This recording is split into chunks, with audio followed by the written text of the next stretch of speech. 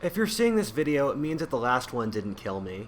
I've been wanting to make some version of this video for close to a year, but it's kind of been bumping around my head.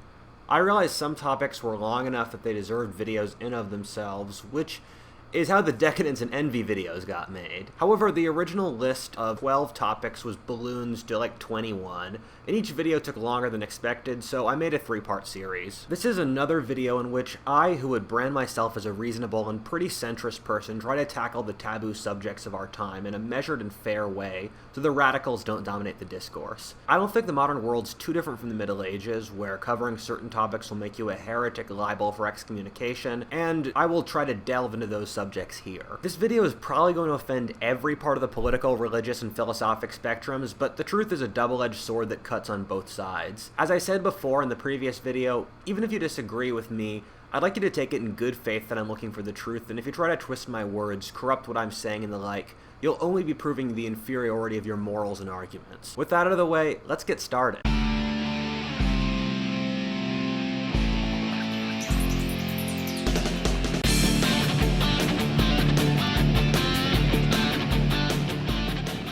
The world is a complicated place made even more complicated by the number of ways we can express ideas. With hundreds of languages around the world and millions of people speaking each, transmitting complex thoughts about society and religion can be hard, and learning a language can feel like an insanely difficult task. But with Babbel, learning a new language becomes a very simple and engaging thing. Babbel teaches real-world practical conversations with stuff like travel, business, and ordering food. The lessons are 10 minutes, making them short and easy to follow, using award-winning technology, scientifically proven to get you speaking in just 3 weeks. The lessons are designed by real language teachers with a grounded understanding of how to help students learn, and they provide a variety of ways to learn from podcasts, games, or videos, and live classes with top teachers. Babbel offers a lot for anyone looking to learn, and if for any reason you're not satisfied, Babbel comes with a 20-day money-back guarantee. Whether you're looking to move, open a business, or just travel the world, Babbel's a useful tool to help you start learning a new language, and for any of my fans who use the link below, Babbel is offering a 65% off your subscription, so go sign up today. Number 1. Is science a worthwhile basis for society? The frame that I'm going to use to start this is so loaded, but I think it's so topical that I can't not talk about it. With the coronavirus pandemic in America, a common refrain that left-wingers would like to say is, trust the science. Given my background in foreign policy and historic trends, coronavirus, alongside a couple of things like abortion or the trans issue, are stuff that I just don't have enough interest in to really pick a hill to die on. But the idea of using science as a justification for social policy is one with an awful precedent, even if in a healthy society, listening to medical officials would make sense during a pandemic. I'd like to point out that in every side of the political spectrum, we've seen people claim that their values are quote-unquote scientific. In the 19th century, Herbert Spencer's idea of survival of the fittest was used to justify the lib-right policies at the time. The Nazis used racial science, which you have to remember was considered a real science at the time. Communists have claimed that Marxism was an objective science. Meanwhile, the group that claims to have scientific values the most today is the libertarian left, who has created gender science, something with little scientific precedent, well, saying policies like the COVID lockdown are scientific, and as I said before, the quote-unquote Richards Dawkins left-wing atheist nerd squad fits, or in a lot of ways used to fit, into this political bracket. If science is objective, how is it possible that it can be interpreted in so many ways? There's a reason that science took thousands of years to develop. It's that science by design is very limited. There's a fascinating book that talks about this called The Knowledge Machine, where the first rule of science is called the Iron Rule, which goes something like 1. Strive to settle all arguments by empirical testing, and 2, to conduct an empirical test to decide between a pair of hypotheses, perform an experiment or measurement, one of whose possible outcome can be explained by the hypothesis and not by the other. The thing is that science is so powerful because it is so limited. Science is the ultimate hard iron barrier of knowledge. As I talked about in the last video, when Galileo dropped 2 objects of different weights off the Leaning Tower of Pisa, and they fell at the same time, he instantly disproved 2,000 years of Aristotelian logic in less than 30 seconds. Science is the iron spine of truth. However, science's rigidity is a weakness in of itself. There are 3 key problems that result in using science for society. One of the problems is that it's very difficult to extrapolate a whole worldview from a single scientific study. We've kind of fallen in love with the idea of natural laws since the Enlightenment, enlightenment, or single principles to explain everything. But the problem with those is they're normally not useful for understanding real outcomes. The world's a chaotic place, and the fact of one principle being correct somewhere doesn't add a strong chance of it being somewhere else. I could give infinite examples of this, but one being that Newtonian physics applying amazingly well around the Earth, but once you start dealing with the broader scope of outer space, basically every principle of the Newtonian world is turned on its head by Einstein's universe, which is a completely irrational, chaotic place. Two entirely different rules for different areas of the universe. After the end of the Cold War, it was treated as a near religious truth in political science circles that as countries became wealthier, they'd also become democratic. But this was something that was only so true in the Western cultural context, and as Asian countries became wealthier, they became more autocratic because they were built on entirely different cultural assumptions. In our need for order in the universe, we expand our scientific sample beyond the evidence science really provides, which is the opposite of good science, which gets its strength from its rigidity and empiricism. The second problem being that almost nothing we do can be scientifically tested in a real way. With almost all things in life, there are so many factors that making a judgment off anything approaching a scientific ability is impossible. In the great matters of life like love, war, business, and more, you just do it and see what works and develop rules from experience rather than operating off principles that you can't understand without said experience. You cannot pick your spouse or even what you'll eat for lunch by the scientific method because there's just too many factors. You can make a hypothetically best choice by gerrymandering variables, but it wouldn't be the choice that would make you the happiest, probably. One of the biggest problems of sciencism, or using the veneer of science to construct a worldview, is that science gives the impression of objectivity while allowing the greatest bias and evil possible, since people think their worldview is infallible by being scientific. This really kills with communism, where they treat their worldview as scientific truth, but then act in the least scientific of any possible way, being violently against any criticism, or following good faith arguments or logical principles, and then treating the rest of the world as a conspiracy theory while their own arguments is entirely infallible. The reason the communists had the willpower to be able to kill almost as many people as any other religion and ideology combined in history, the science said their beliefs were objectively true and could not be doubted. It's a weird symbiotic relationship where science philosophically is extremely humble, but in order to psychologically balance themselves, societies that rely on science create irrationally dogmatic tyrannies of scientism. Since science is so open-ended and limited, scientistic ideologies shut down all dissent so that no one can research things that would hurt their intellectual right to power. We see this with the modern social justice movement as a recent example. Which leads me to the third problem, that science is extremely inconsistent with actually providing a vision of the world. I said in a previous video that I think it still stands that 100 years ago, the scientific consensus views were that the best way to run an economy was through government central planning, that races were discrete things with their own abilities, that eugenics was a good idea, that all people secretly want to kill their father and sleep with their mothers, the universe worked on perfect clockwork Newtonian principles, that you shouldn't give babies affection growing up, that you need to centralize everything as much as possible. Every single one of which turned out to be horribly wrong. Even pretty recently, we've believed things that turned out to be remarkably wrong, like that tribal peoples are inherently peaceful, or that people are blank slates that society can do whatever they want to. This is partly due to biases in academia, as well as people just getting better evidence over time, but almost always the areas that follow the least quote-unquote scientific worldviews do the best. It's not a coincidence that of the 6 great powers at the start of the 20th century, the only one to make it to the end was the US, the most religious and the one that abstained the most from scientism. Scientism is so popular since it's a way to get intellectuals and administrators power, well in reality those with experience in their fields, whether politicians in politics, military men in the army, and businessmen in business, do the best job. Just as a short example of thousands I could pull out is that as a little kid I remember there was this big push to make kids take standardized tests to assess a school's success. This backfired horribly where in my public school we would spend 3 months a year studying about how to take the test. So my school would score well rather than actually learning since the incentive structure was so fucked up. This whole nationwide movement actually worsened educational standards since once the government could identify failing schools, they actually had no way to improve them, which I think is pretty indicative of the failures of scientism. Talking about how society should guide itself, if not by science, is a whole other ballpark, which is a 30-minute video in of itself, but it really should be a combination of things, based mostly off common sense. I stand by a point that I'll make in a future video about societies needing religion, but in a lot of ways religion is the tradition of a society,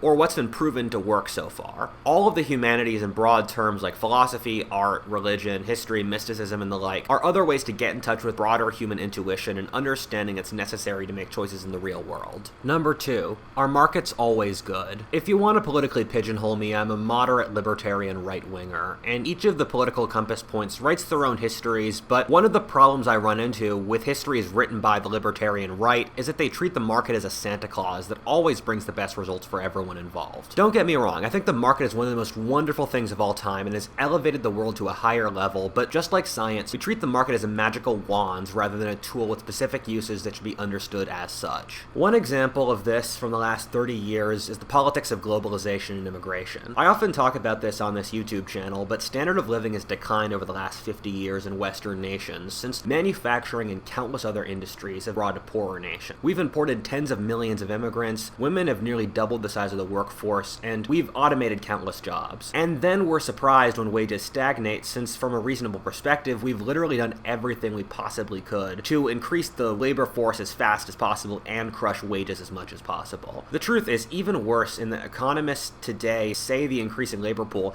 has no effect on wages, even though evidence and basic logic, just looking outside the window at Western countries, dictates otherwise. I honestly think modern economics has become a tool of class warfare on the part of the wealthy in many ways. Markets stabilize with supply and demand, but it says literally nowhere that it has to be a good stabilization, and can easily involve tens of millions of deaths. Look at how the British viewed the famines in Ireland and India during the Victorian period. What the British, schooled by economics and Malthus, said when 1/3 of Ireland's population died and another third immigrated to America in less than 10 years, was that it was only the population stabilizing to healthy levels. Churchill, upon hearing about millions of Bengalis starving, said, "Their fault for breeding like rabbits." Although I do understand the way to deal with Malthusian overpopulation is to let the population decline, I think there's something wrong with just letting millions starve without raising a hand. In these cases, from a supply and demand standpoint, the supply of humans was greater than the demand that the economy or resources dictated. The Black Death halving Europe's population was the hand of nature's market, lowering human numbers back to healthy levels in an overpopulated Europe. Another example of markets not operating in an extremely beneficial way is how the British unleashed their industrial manufacturing on their Indian colonies. Local Indian artisans couldn't compete with the greater technology of British manufacturers, thus causing mass unemployment, poverty, and vagrancy across India. One could use a similar comparison to the Rust Belt, where changes in free trade regulations turned my home state of Pennsylvania from one of the richest places in the world, the 1960s,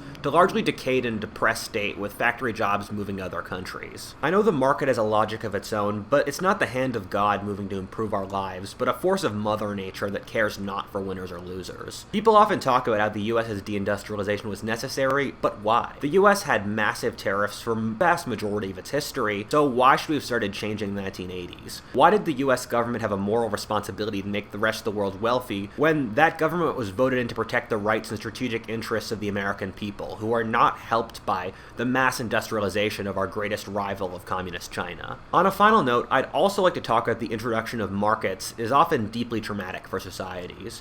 Any mass rapid change in how society relates to itself, with industrialization and the rise of the internet being great examples, caused many social problems. But the massive changes that come with shifting towards market-based societies are often deeply painful and evil.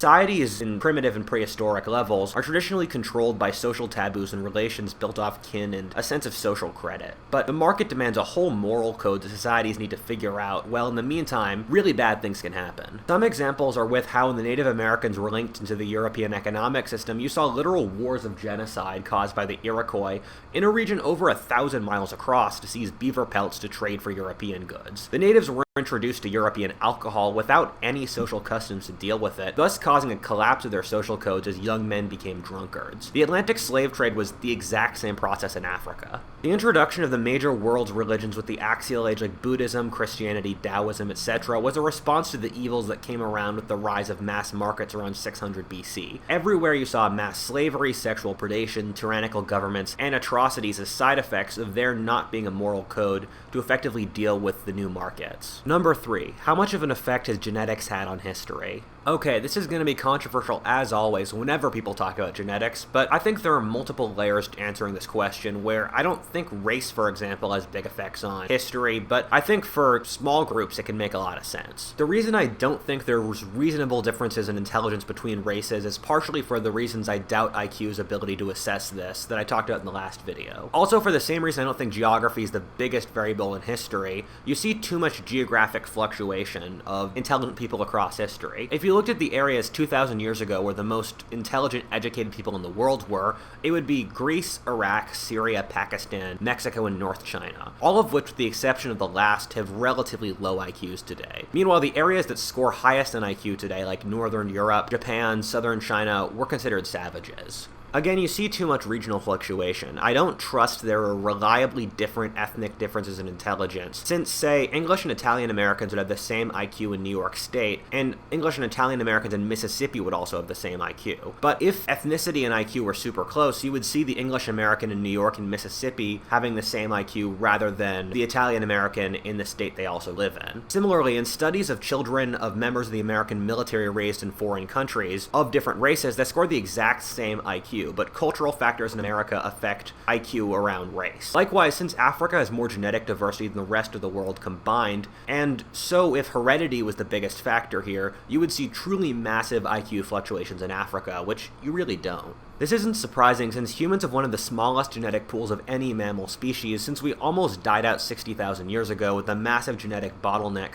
caused by the eruption of the supervolcano Toba. However, since there are scientifically provable genetic differences between different ethnic groups on personality traits and biological abilities, it's pretty obvious to find times where genetic differences have changed the course of history. One of which being the spread of pastoralists. Around 6000 BC, you saw a genetic mutation in modern Turkey that allowed people to drink milk into adulthood. This ability then resulted in a series of Chadley conquests around the world by nomadic peoples, whether the Yamnaya Aryan peoples who conquered much of Eurasia, the Natufians across North Africa, or the Bantu across sub-Saharan Africa, encompassing the vast majority of the Old World. Alternately, the Europeans colonized the tropical New World with African slaves who had genetic immunity to the diseases that killed Europeans in great number. The history of disease, whether through the Europeans killing the natives, barbarian tribes assimilating into malarial India, and infinitely more examples are easy ones of genetic immunity affecting history. Alternately, you do see differences in personality alternate genetically across regions. There's a personality trait for extroversion and risk-taking that varies from 0% in East Asia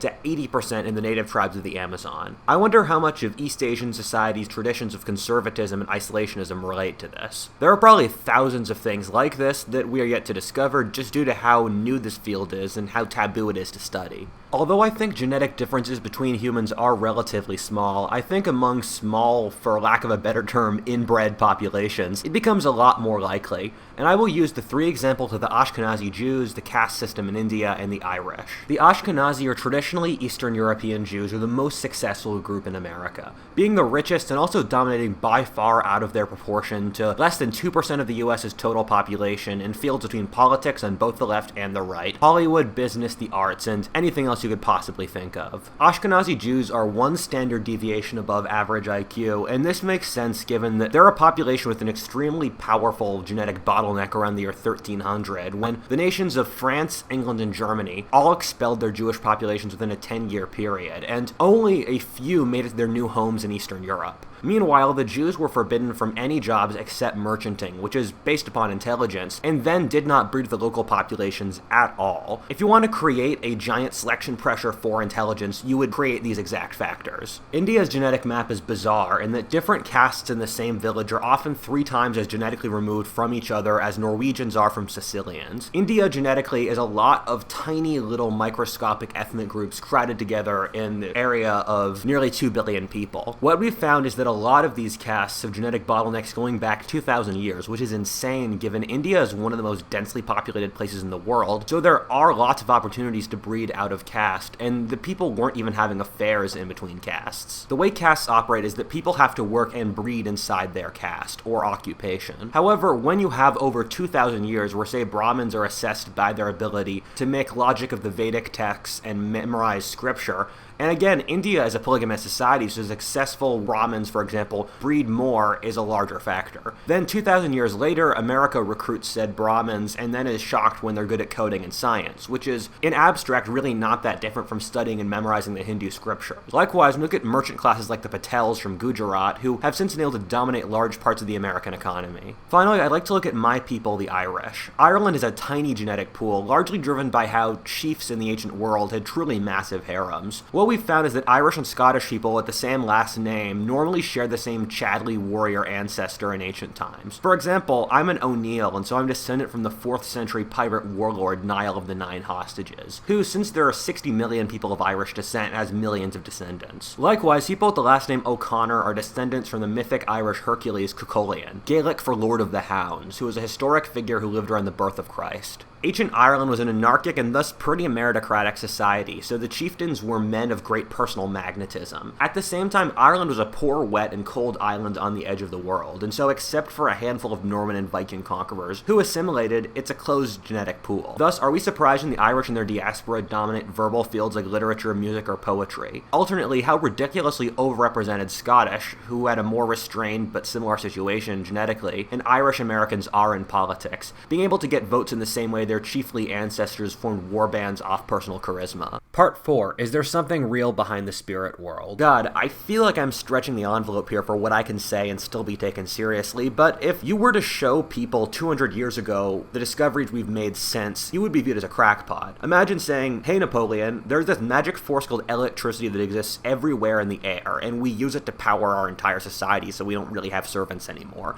And we burn dino bones so that we can use carriageless horses. I know I'm not operating on a lot of evidence here, but I'm working on a hunch that I think might turn out to be true. And if we investigate this and it turns out to be wrong, the only thing I've lost is my pride. Every society in history believes in some degree in the spirit world. Even a strong majority of people in the most advanced industrial countries today believe in spirits, ghosts, and the like. This is one of the things I would peg as under the hard rule of science. People intuitively, naturally believe in this from birth, but we just can't scientifically test its existence. This might be a cognitive bug in our biological wiring, but I think even if the spirit world doesn't exist in real terms, I think it might be a useful way to view parts of psychology. An example of this is demons. Something that psychologists agree on is that people have different sub-personalities inside of them, that in many ways are kind of their own people. In a lot of ways, an evil enough sub-personality, which I think everyone has to a certain degree, is exactly the same as how a demon would operate in a traditional culture. At the same time, a lot of these old tribal magical customs do make sense from the logic they're operating with. In societies without good medicine, the placebo effect of a witch doctor might be the best thing people have, and placebos, if done right, can be so powerful as to basically be a medicine in their own right. Societies can suffer trauma in the same way people can,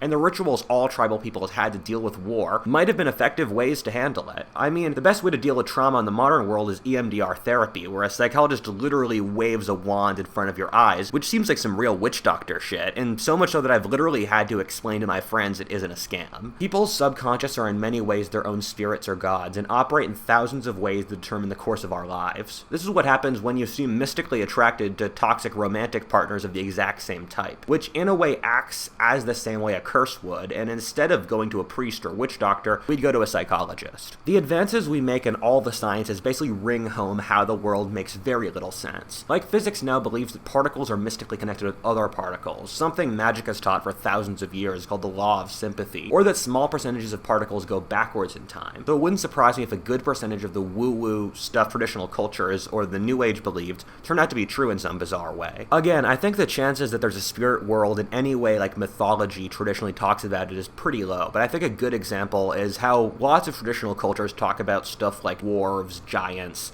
elves, and other humanoid creatures. And those don't exist now, but from looking at the last ice age, we know there were lots of different varieties of humans. So it was true in some way, just not in a way that people thought it would be. Take how we have a good amount of people who are able to understand things beyond their comprehension that don't really make sense. Like how Carl Jung was able to pick up that World War I would happen before it did, and figure out to destroy the Western civilization of the time from just feeling how tense the vibes were in Europe at the time. Or how Hindu mystics or pre-Socratic philosophers were able to figure out an insane amount of modern science just from meditating and doing drugs. It wouldn't surprise me if humans can sometimes get inclinations of things beyond what we could normally do so, in the same way that dogs dogs can pick up when rainstorms or earthquakes are about to happen, or detect cancer in its early stages. We know there are primal stories locked in our subconscious since you see the same kinds of stories and mythic structures in every culture around the world, even to bizarre details. You see the same symbols repeated around the world where it doesn't make sense they're transmitted from each other, and these are societies like the Norse and Australian Aboriginals, or the Chinese or Bushmen, who are culturally removed by hundreds of thousands of years. So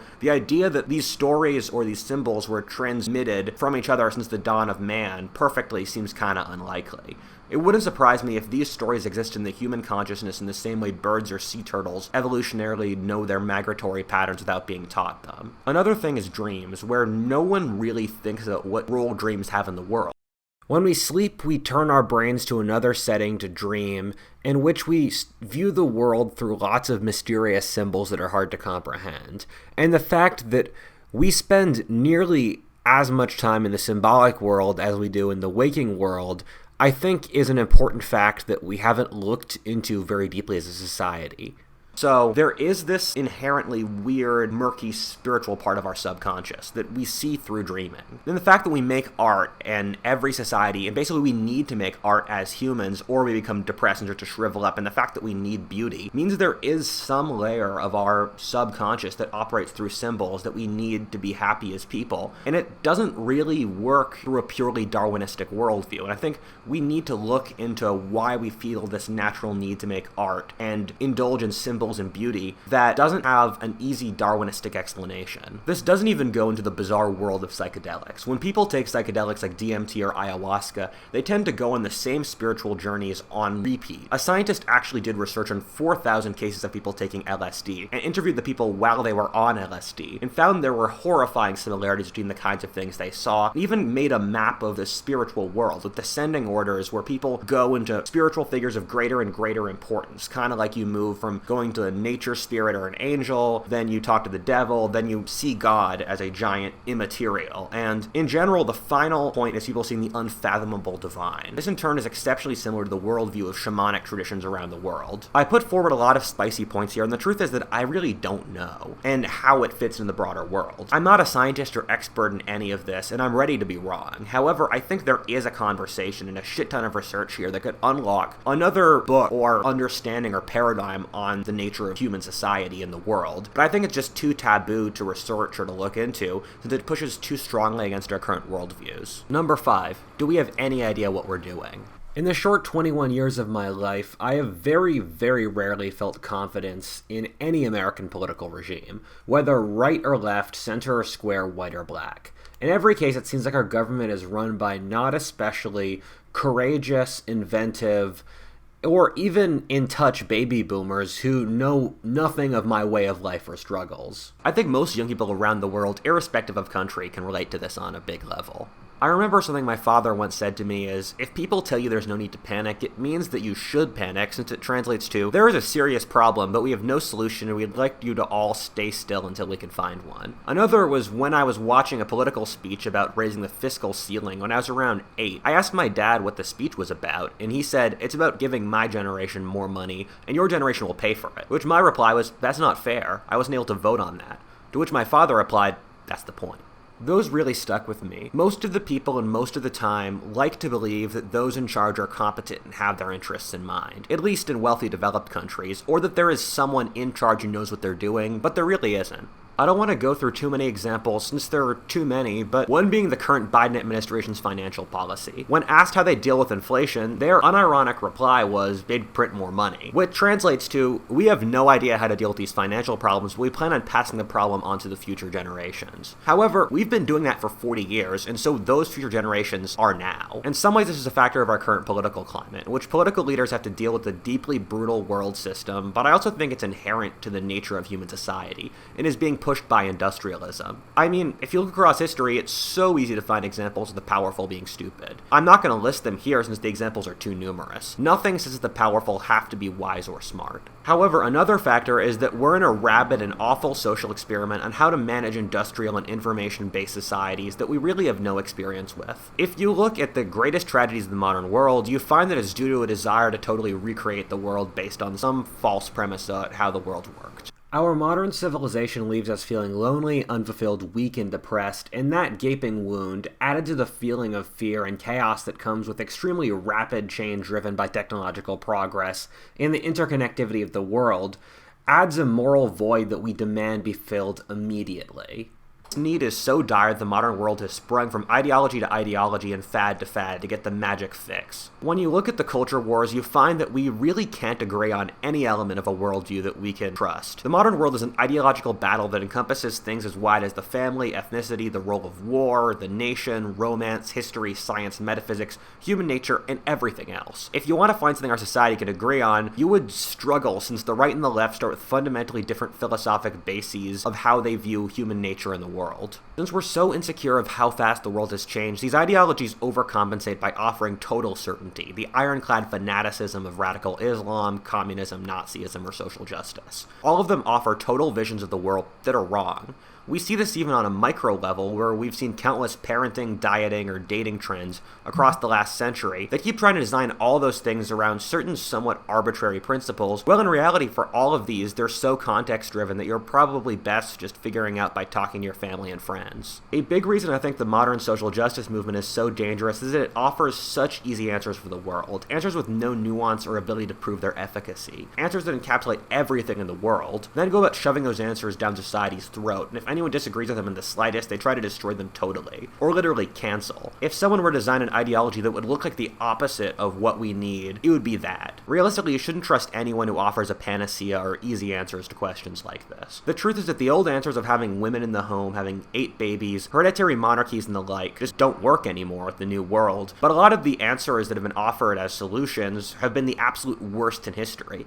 killing over 100 million people. The only place to responsibly be is in a place of complete humility and be reasonable in gradually altering our culture, since every single movement to remake man across history has failed radically and killed millions. The only people you can trust are those that are honest and humble, telling you that they don't have answers, but they're willing to strive together to look for them. And also as a person who's been fortunate enough to hang in certain elite circles, because there are a lot of elite What If Altist fans who intro me to their networks, and so I've been fortunate enough to talk to people in Hollywood, CEOs, intellectual or political fields, is that these are people in a lot of ways who you shouldn't look up to as much as we normally do. They're people who forget their car keys at home, or have trouble with dating, or make mistakes like you and I and suffer from anger, and they're just people. And a lot of them are very admirable people or intelligent, but it's a smaller portion than you'd probably think. And I mean, just coming out of my own place, the reason I did all this research is I felt like I knew nothing about the world, and I felt inadequate in understanding how reality worked. So I read hundreds upon hundreds of books to fix that, and through feeling like I wasn't the guy who had the answers, now I'm treated like I am, where like my friends ask me for advice all the time, I consult for people about topics I talk about, I run a channel with millions of viewers a month, and it just totally shocks me that I'm treated as this person who has all the answers, even though the reason I have the answers is because I feel like I don't. And I mean, the best answer I could give you with all that background is when you look for people in authority, look for those who aren't going to sell you snake oil and seem to not be bullshitting you about the world, and just trust your own common sense. As I've dealt with more of the world, I've realized that the two things that keep me from doing really dumb stuff are friends who have my best interests in mind and are responsible themselves, and just trusting my own gut instinct of common sense, because it's so easy to purposely make yourself dumb through overthinking. Number 6, do stakeholders have to be in charge of the government? The author of Narnia and one of the greatest religious writers of the 20th century, C.S. Lewis, once said you ought to read books from every era of history, since all eras had certain dumb ideas they held to be true, but turned out to be wrong. In order to escape the idiocies of our own time, we have to read what other times thought of as well. As I'm sure you've gathered, this is something I love to do, analyzing the philosophies and books of other eras and comparing it to our own, but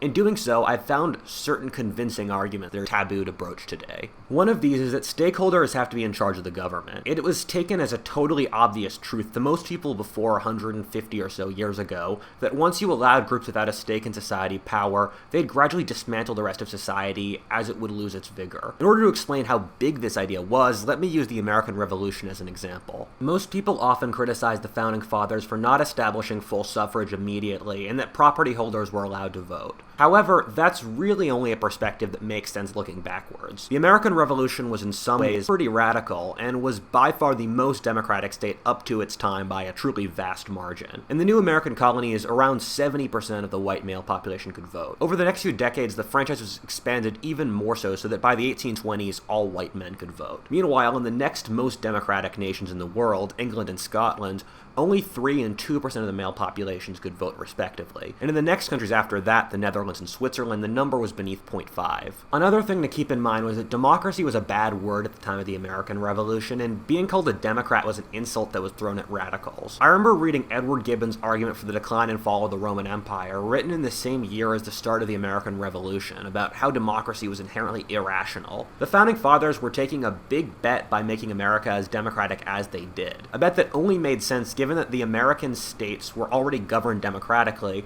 and the Revolution basically just extended this to the national level. However, much as you can't say it now, there was a good argument being made against democracy at the time, made by very intelligent people. What was said that democracies had a terrible track record, which was kind of true. All of the republics beforehand, like Athens or Rome, had collapsed into horrifying mob rule followed by their implosion. Also, the intellectuals of the time pointed out that these societies' social implosions were formed soon after giving the expansion of the voter franchise to larger amounts of the lower class. Likewise, many democratic states, with Poland, Lithuania, or the Italian city-states being a good example, were eaten by their autocratic neighbors who were better organized. One of the things you have to consider is that in the era before the American Revolution, almost every single state in the world was a monarchy, without exception. And if something is that prevalent, there was a reason for it. The reason is that there's a series of preconditions societies need to be democratic that just weren't met by basically any country before the 18th century US. The first is literacy. You very rarely see functional illiterate democracies, with India being a contrarian example. Likewise, the vast majority of the world's population, normally numbering around 90% in most places, was illiterate. The Protestant Reformation, however, which put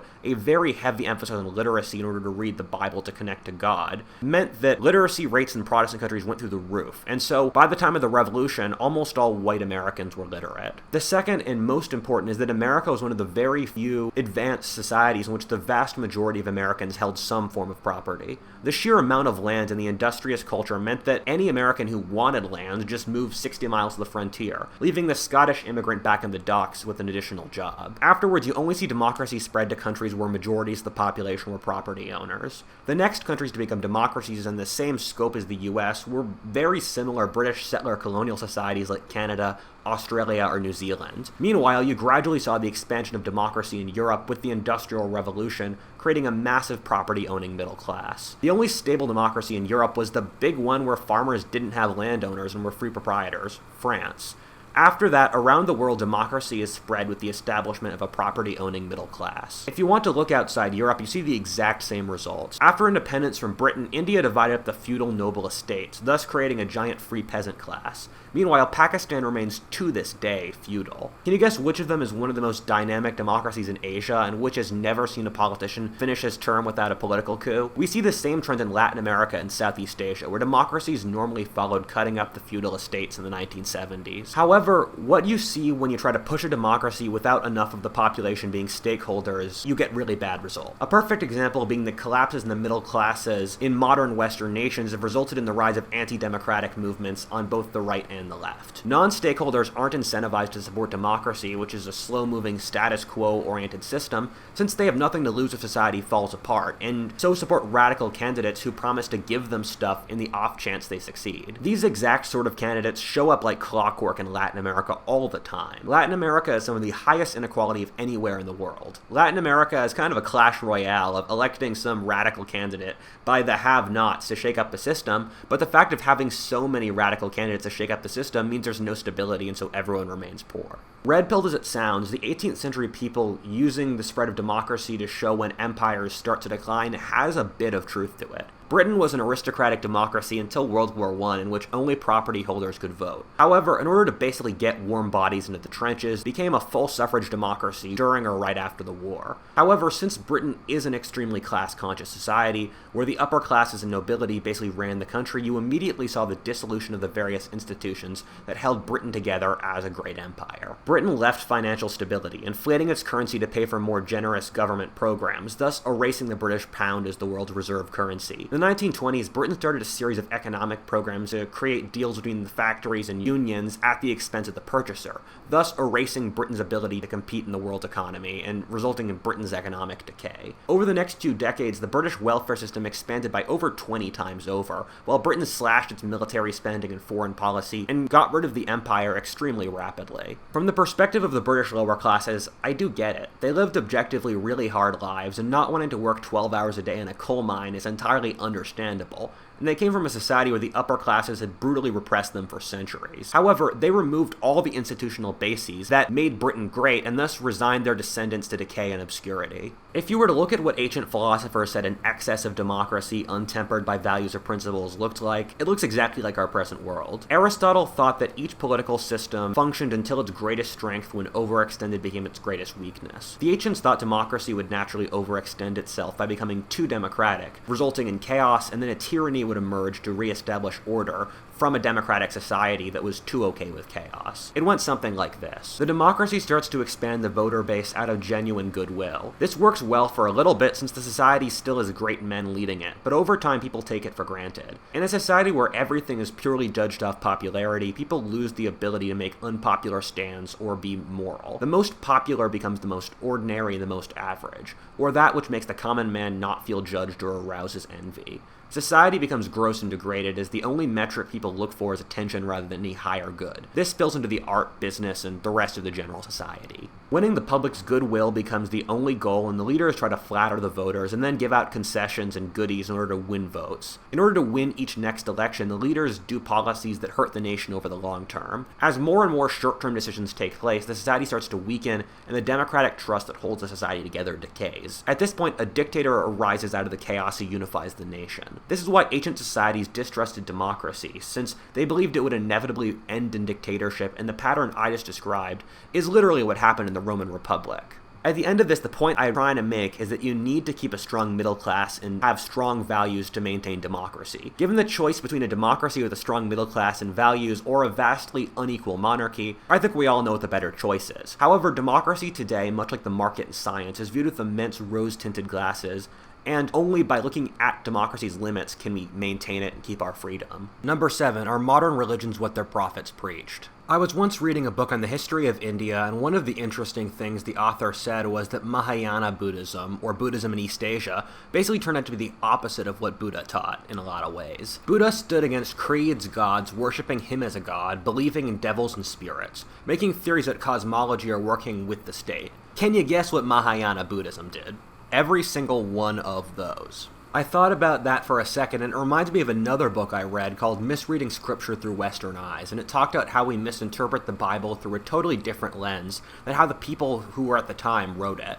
For example, when the Bible talks about modesty, they don't mean sexual modesty. Nudity was considered low class at the time and no woman would want to be nude, but rather not wearing a lot of expensive clothes, or how due to the cultural assumptions involved, a lot of the biblical statements are meant to be general guidelines rather than hard rules and facts. Or Sodom and Gomorrah probably had more to do with rape than homosexuality. It's ironic how Bible Belt Americans are so hard on things like abortion or sexual mores, both of which have kind of weird positions in the Bible, but ignore or support things that Jesus was actively against. I mean, Jesus wasn't too happy with usury or basically debt-paying loans to dominate the American economy, and I'm not sure the Pax Americana or bombing dozens of countries really fits in with love thy neighbor and turn the other cheek. In many ways, Western Christianity, influenced by its own civilization for thousands of years, is as removed from its prophet as Mahayana Buddhism is from Buddha. Inconsistencies like this are easy to find in every single religion or part of the human condition. People like pointing out, for example, how radical Muslims tend to violate the tenets of their own faith in an attempt to follow it so purely. And this is the case for every single ideology, where once it has to deal with the real world, it ends up being changed by the real world. And people use the ideology for their own greed and all that stuff, with a great example being Keynesian economics, which modern quote-unquote Keynesians push the exact opposite of what Keynes wanted, where Keynes said, save in the good times, spend in the bad times, sometimes, modern Keynesians spend all the time. This doesn't even get down to how much was lost in translation from these figures living thousands of years ago. There were so many battles among early Christians, for example, in the centuries after Christ about how things would get codified. Soon after the resurrection, Jesus' brother James wanted to keep Christianity as a sect of Judaism, but then St. Paul won out and made Christianity for the Gentiles. After that, you saw a variety of sects like the Gnostics, Arians, Montanists, Nestorians, and the like, that I don't really see being any less closely related to the Bible and Jesus than the Catholics that won out.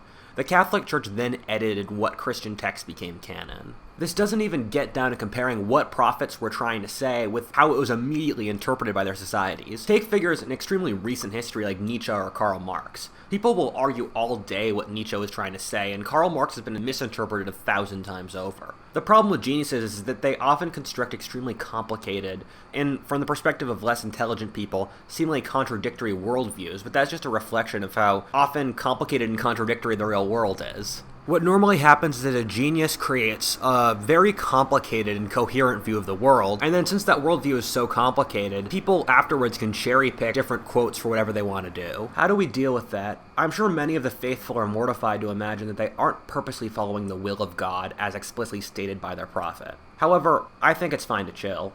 The whole point of Christianity is that we're all impure, but through God's love we're able to transcend that impurity, and I always start my own views of Christianity with the assumption that God is loving and forgiving, and if you're trying your best, he'll accept that.